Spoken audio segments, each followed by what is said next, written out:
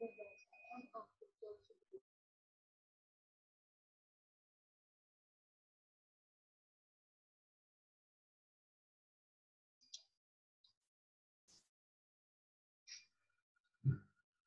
selamat siang semuanya. Yang hadir baru 14 orang ya. Ada Elder Trudis, Freddy Ananta, Gusti Ayu Putuwina, Guido Adret Siwo ya. Desa Putu Arista Wulan, Putu Gede Mahendra, Dewa Made Wisnu, Kemang Bagus Andika, Kristen Mawale, Maria Goretti, Niputu Diah Santika, Niputu Irma Yanti, ya.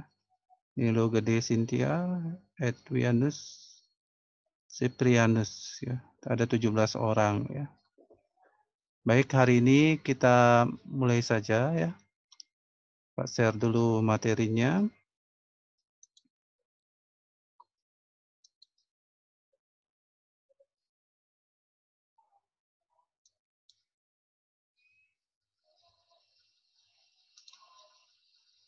Jadi ya, mungkin sudah dibaca ya materinya. Jadi materi hari ini yaitu tentang penomoran transaksi sama pencatatannya ya.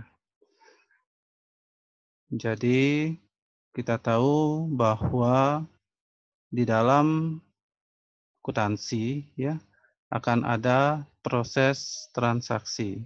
Jadi setiap ada transaksi, yang pertama akan ada bukti transaksi. Nah, ini salah satu contoh ya. Bukti transaksi berupa kwitansi ya. Jadi ini Bapak dapat di Google ya. Jadi ini bukti. Jadi pertama harus bukti, setelah itu baru pencatatannya ya. Nah, dia yang sudah mengambil pengantar akuntansi lanjut sudah tahu lah ini ya tabelnya. Jadi setelah ada bukti transaksi dilanjutkan ke jurnal umum ya. Jadi untuk jurnal umum nanti akan ada nama perusahaan, di bawahnya ada tulisan jurnal umum dan periodenya. Selanjutnya ada tanggal ya, nomor 1 di sini ada tanggal, itu maksudnya adalah tanggal transaksinya. Yang kedua, nomor bukti ya. Nanti setiap kalian misalkan melakukan transaksi akan mendapatkan nomor bukti. Jadi nomornya itu dimasukkan ke dalam tabelnya.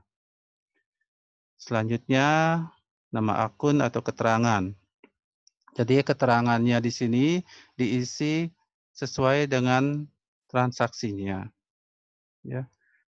Lalu ada nomor referensi. Jadi nomor referensi ini adalah nomor akun ya dari setiap transaksi-transaksi yang terjadi. Lalu ada debit dan kredit ya. Jadi debit di sini apa yang harus didebit ya, apa yang harus dikreditkan ya. Itu tergantung transaksinya ya. Jadi yang bertambah sebelah debit adalah aset ya, ingat itu ya. Yang berkurang sebelah debit adalah utang dan modal ya, sesuai dengan persamaan akuntansinya. Lalu apa yang bertambah sebelah kredit? Yang bertambah sebelah kredit adalah utang perusahaan ya, entah itu utang usaha atau utang dagang. Lalu apa yang bertambah sebelah kredit lagi? Pendapatan ya. Itu yang bertambah. Lalu yang berkurang apanya? Asetnya ya. Jadi aset dan beban ya. Nah, itu yang berkurang sebelah kredit. Kemudian catatan ini keterangannya sudah ya. Tadi sudah Pak jelaskan. Selanjutnya nomor referensi pada akun ya. Jadi nomor referensi pada akun ada nomor 1 ya untuk aktiva atau aset biasanya depannya diisi angka 1.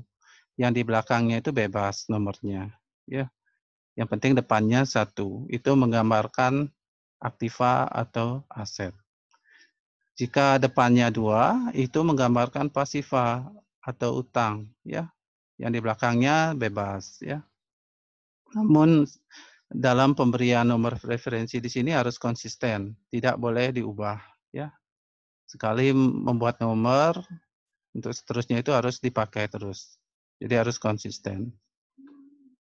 Yang ketiga, ada ekuitas, ya. Jadi ekuitas di sini depannya pasti 3, ya. Sedangkan digit ke belakang mau 3 digit, 4 digit, bebas, ya. Untuk pendapatan dan penjualan depannya 4, ya.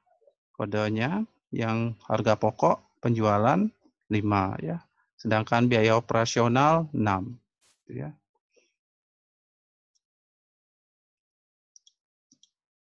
Nah, ini ya contoh soalnya, ya. Kita langsung ke kasus saja, ya.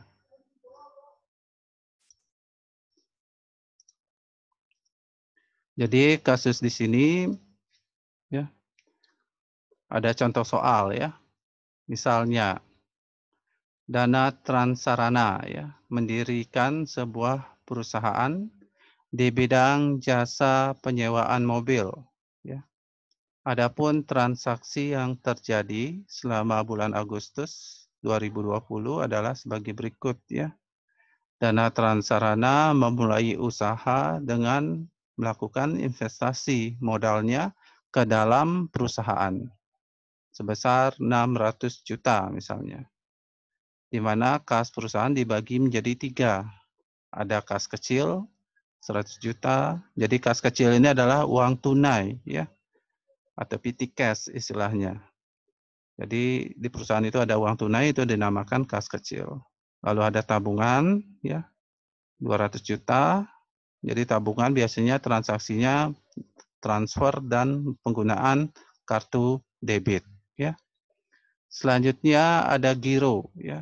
Giro 300 juta misalnya. Biasanya pembayarannya menggunakan cek, ya. Nah, dari transaksi ini kemudian kita pindahkan, ya. Kita pindahkan ke dalam penjurnalannya, ya, jurnal umum.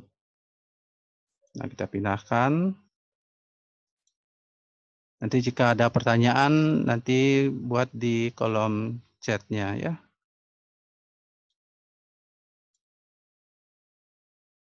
Nah, ini ya. Jadi ini jurnal umumnya, ya. Kita masukkan tanggalnya. Tanggal pertama tanggal 1, ya. 1 Agustus, ya. Jadi 1 Agustus 2020, masukkan nomor buktinya, ya. Nomor buktinya, jadi berapa ini nomor buktinya? Nah, di sini Pak copy paste aja untuk nomor bukti.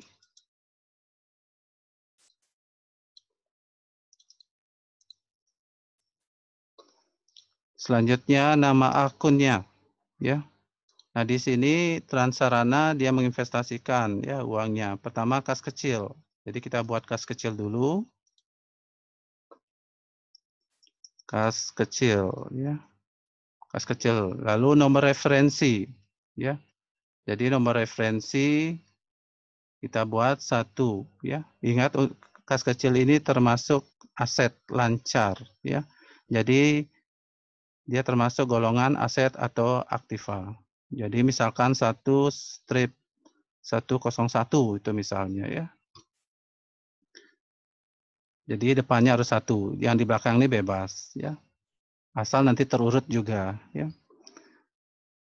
Nah, di sini ada uang masuk ke dalam perusahaan, jadinya sebelah debit atau sebelah kredit? Sebelah debit, ya. Nah, di sebelah debit dimasukkan nilainya sebesar 100 juta, ya. Jadi 100 juta. Ya, Bapak isi rupiah.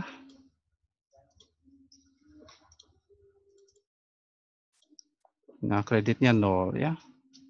Ingat, jika ada uang masuk ke dalam perusahaan, maka dia akan berada ke akun kas, ya. dan masuk ke dalam debit. Jadi digolongkan ke dalam akun di dalam kolom debitnya. Setelah kas kecil, selanjutnya ada tabungan BCA. Tabungan BCA 200 juta. Tabungan BCA, ya.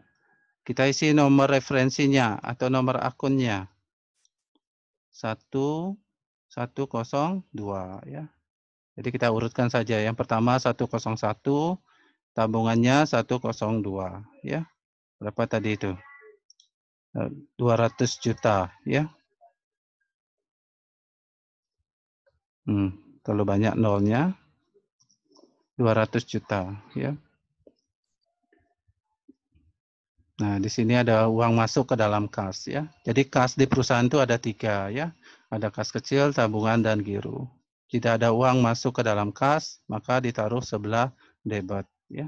Jika kas itu keluar untuk kegiatan operasional perusahaan, nanti ditaruh sebelah kredit ya. Mungkin kalian sudah mengetahui ya. Selanjutnya ada giro ya. Giro 300 juta ya. Jadi ada giro BCA misalnya ya. Kita isi nomor referensinya, nomor akunnya 1/103 sebesar 300 juta. Nah, kurang nolnya lagi 1. Nah, ini ya. Nah, di debitnya sudah sebesar 600 juta. Selanjutnya di kredit ya, supaya seimbang antara debit dan kreditnya. Jadi nama akunnya untuk yang dikredit, apa yang bertambah? Yang bertambah adalah modal awalnya ya, modal awal usahanya. Jadi modal awal ini termasuk ke dalam golongan ekuitas ya. Jadi jika ekuitas, maka dia depannya pasti angka 3 ya. 3 strip 101 misalnya ya. Kita taruh sebelah kredit ya. Ingat di dalam persamaan akuntansi itu adalah aset sama dengan utang plus modal ya. Jadi sebelah kreditnya yang bertambah itu adalah modal, pendapatan, dan utang ya. Jadi karena di sini bertambah, maka kita taruh sebelah kredit ya. Nah, kita totalkan ya. Ya. Jadinya sebelah modal awal usahanya jadinya 600 juta ya. Didapatkan dari kas kecilnya 100 juta, tabungan BCA-nya 200 juta, gironya 300 juta ya. Nah, di sini kita isi keterangan ya.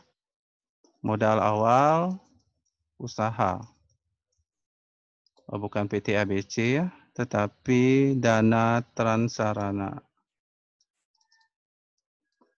Dana transarana ya.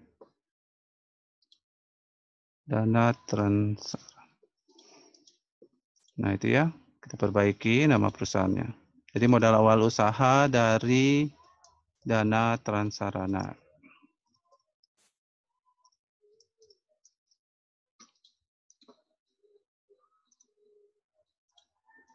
Nah, situ ya, transaksi pada tanggal 1-nya. Selanjutnya transaksi tanggal 2. Dibeli sebuah minibus, misalnya di Toyota, sebesar 180 juta. Dan baru dibayar menggunakan cek 120 juta. Sisanya akan dibayar kemudian. Ya, berarti di sini perusahaannya mengangsur atau mencicil. Ya. Berarti dia nyetor uang muka 180 juta. Nah, kita pindahkan ke dalam jurnal umumnya. Tanggalnya diisi tanggal 2 bulan Agustus 2020. Ya. Nomor buktinya dimasukkan. Jadi nomor buktinya tinggal kita copy paste, ya. Copy paste aja nomor buktinya. Namun jika di perusahaan tidak bisa copy paste ya. Itu nanti ada nota dan nomornya. Nah, selanjutnya kita masukkan ya. Dibeli sebuah minibus ya. Minibus ya di Toyota. Jadi minibus ini termasuk aset apa? Jadi minibus termasuk aset tetap ya. Ingat jika aset tetap itu terdiri dari tanah ya, bangunan, kendaraan dan peralatan ya. Jadi minibus, kita buat minibus, kita isi ya. Untuk minibus berapa ya? 1 ya. Karena dia golongan aset ya. Jadi golongan aset pasti 1 depannya ya. Untuk minibus berarti tanah, kendaraan, berarti kita buat saja 202 itu misalnya ya. Karena 201-nya tanahnya, 202 kendaraannya ya. Nanti jika ada peralatan 203 gitu ya. Selanjutnya sebelah debitnya diisi sesuai dengan soalnya sebesar 180 juta ya. 180 juta ya. Nah, ini ya. Lalu ya ini ada aset ya, aset tetap yang bertambah di perusahaan berupa minibus. Sehingga ditaruh sebelah debitnya ya. Selanjutnya dibayar dengan menggunakan cek 120 juta. Ini berarti ada uang kas keluar ya. Uang kas keluar dari perusahaan dalam bentuk giro ya.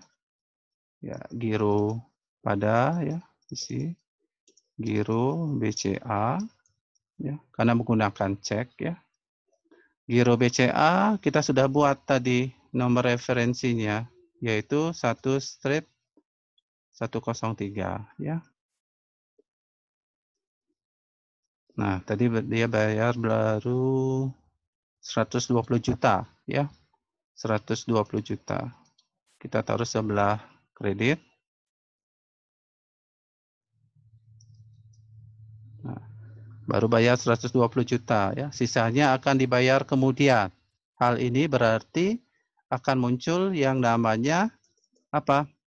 Utang usaha ya. Utang usaha. Jadi jika utang itu depannya 2 ya. Jika 2 lalu untuk selanjutnya itu bebas saja ya. Tapi nanti harus terurut ya. Utang itu kan ada utang usaha, utang gaji, utang pajak itu ya. Utang usaha kita anggap berikan nomor 2102 misalnya ya. Nah, di sini utang perusahaan bertambah ya.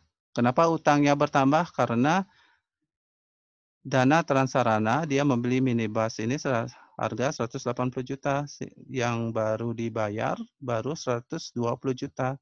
Sisanya lagi berapa itu? Lagi 60 juta ya. Nah, 60 juta dibuat ya. Berarti utang dana transarananya bertambah sebesar 60 juta ya. Ingat antara debit dan kredit ini harus balance ya. Setiap penanggalan transaksinya. Ya. Di sini 180 juta, di sebelah kreditnya juga harus 180 ya. Jadi harus seimbang. Nah, itu tanggal 2. Selanjutnya tanggal 3. Tanggal 3. Kita lihat transaksinya tanggal 3. Tanggal 3 dibayar sewa kantor ya, untuk 1 tahun sebesar 75 juta dengan menggunakan transfer melalui rekening tabungan BCA misalnya. Jadi sewa kantor untuk selama 1 tahun Jadinya nama akunnya apa kira-kira? Kita buat dulu nomor buktinya ya. Misalkan nomor buktinya DT sekian ya.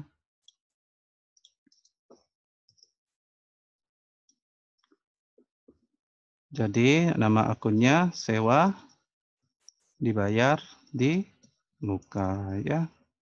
Jadi sewa dibayar di muka ini golongan apa? Apakah aset, utang, ekuitas atau apa? Jadi dia termasuk golongan ya aset ya. Jadi itu golongan aset lancar ya. Jadi di sini aset lancarnya 102 sudah, 103 sudah, kita berikan aja 104 ya. Jadi berapa dia bayarnya itu? Jadi bayarnya 75 juta ya.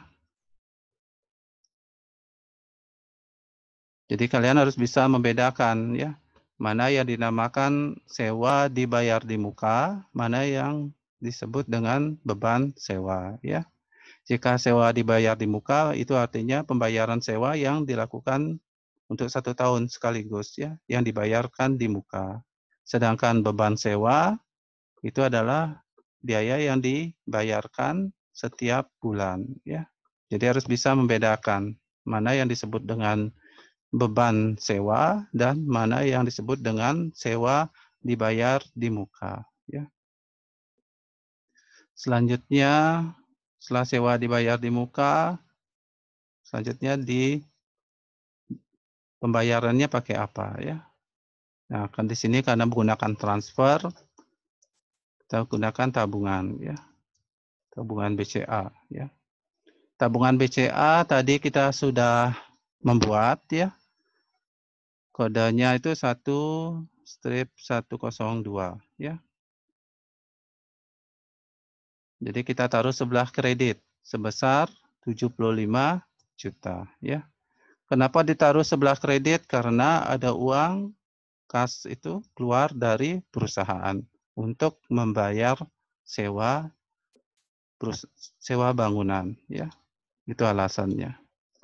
Selanjutnya tanggal ini nanti bisa diisi keterangan ya. Pak Lupa tadi mengisi keterangan untuk tanggal 2-nya nanti bisa kurung buka ya.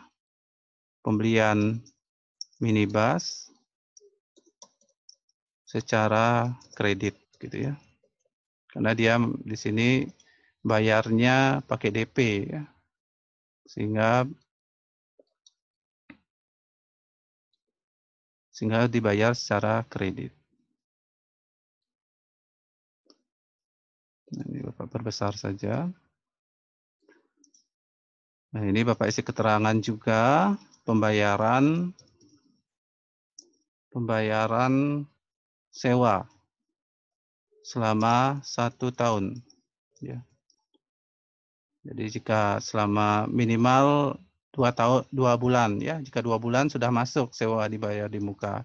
Namun jika dibayar hanya 1 bulan, dia namanya beban sewa ya. Nah, selanjutnya, Bapak tambahkan tabelnya. Nah, di sini kita setting sedikit.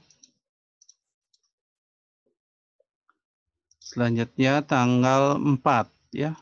Tanggal 4 bulan 8 2020. Nah, kita lihat di soalnya.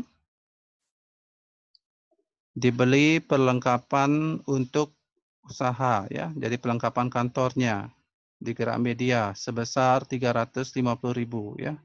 Dengan menggunakan kartu debit BCA ya.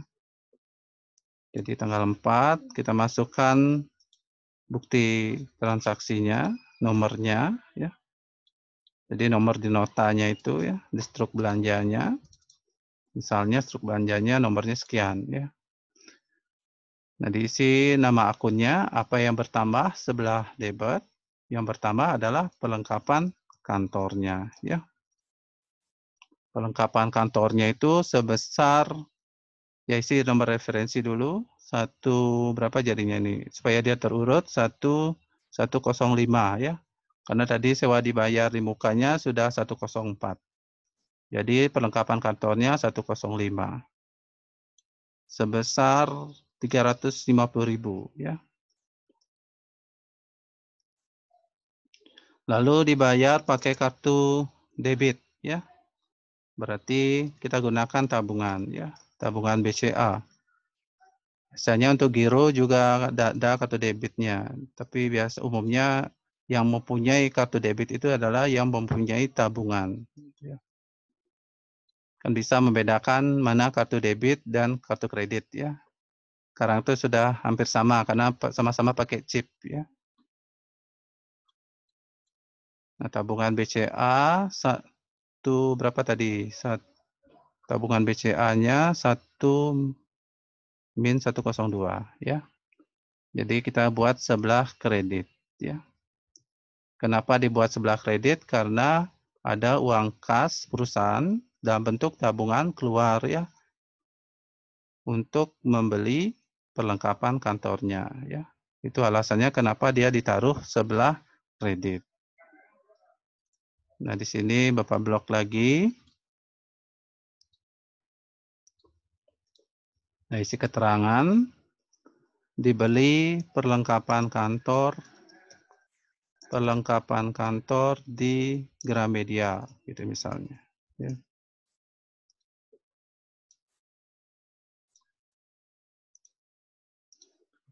Selanjutnya tanggal 5 ya. Tanggal 5 ya. Tanggal 5 Agustus 2020 kita masukkan nomor buktinya.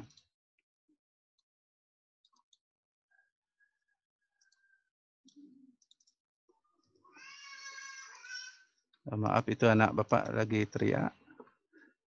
Jadi kedengaran ya. Selanjutnya ini ya, transaksinya dibayar biaya iklan ya. Biaya iklan di Bali Pos sebesar 300.000 dengan menggunakan uang tunai ya. Berarti nanti apa yang bertambah sebelah debit dan apa yang berkurang sebelah kredit ya. Yang bertambah sebelah debit adalah biaya iklannya ya, yang bertambah ya. Biaya iklan ya seperti di slide sebelumnya.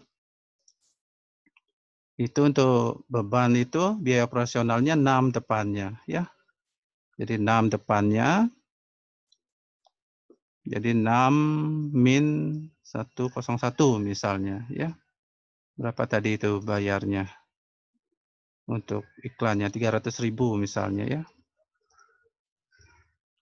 Selanjutnya, nah biaya iklannya sudah bertambah sebelah debit.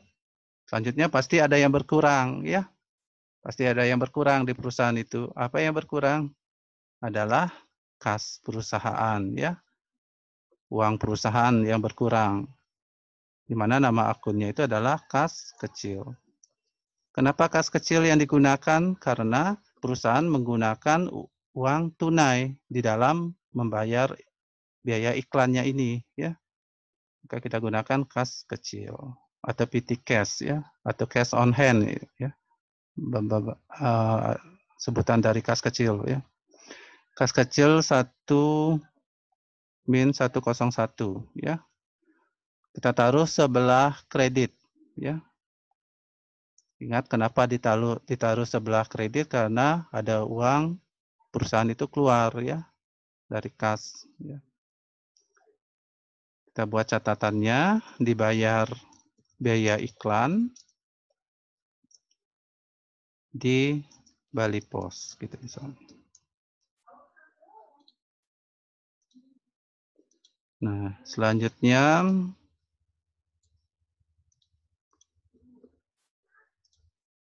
tanggal berikutnya tanggal 6 ya. Diterima hasil pendapatan sewa kendaraan 3 juta secara tunai ya. Nah, kita masukkan tanggalnya tanggal 6 Agustus 2020. Setelah itu masukkan nomor buktinya. Jadi nomor buktinya kita paste saja, copy paste. Selanjutnya nama akunnya apa ya?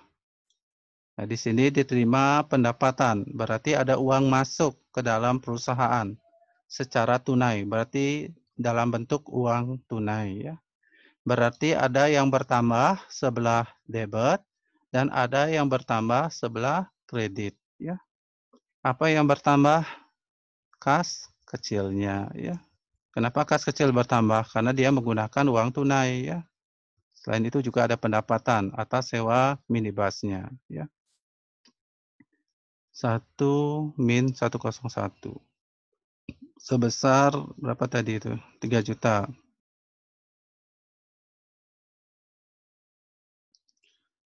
Selanjutnya ya sudah bertambah sebelah debit, selanjutnya ada yang bertambah sebelah kredit ya.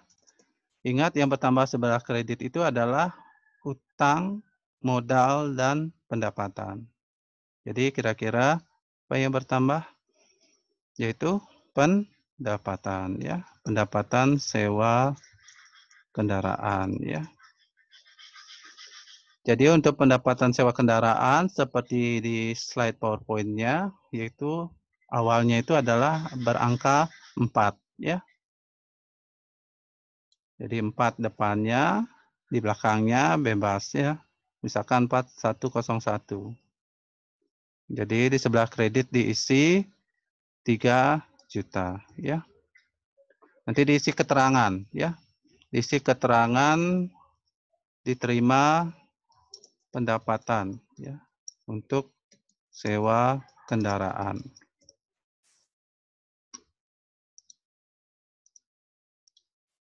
Selanjutnya tanggal 7 ya. Tanggal 7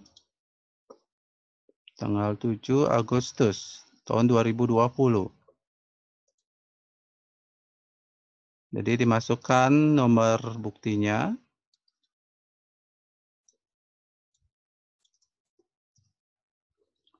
Nah, di sini ada soalnya, disewakan minibus kepada PT Jaya Abadi sebesar 6 juta dan baru dibayar 3 juta menggunakan cek BCA ya.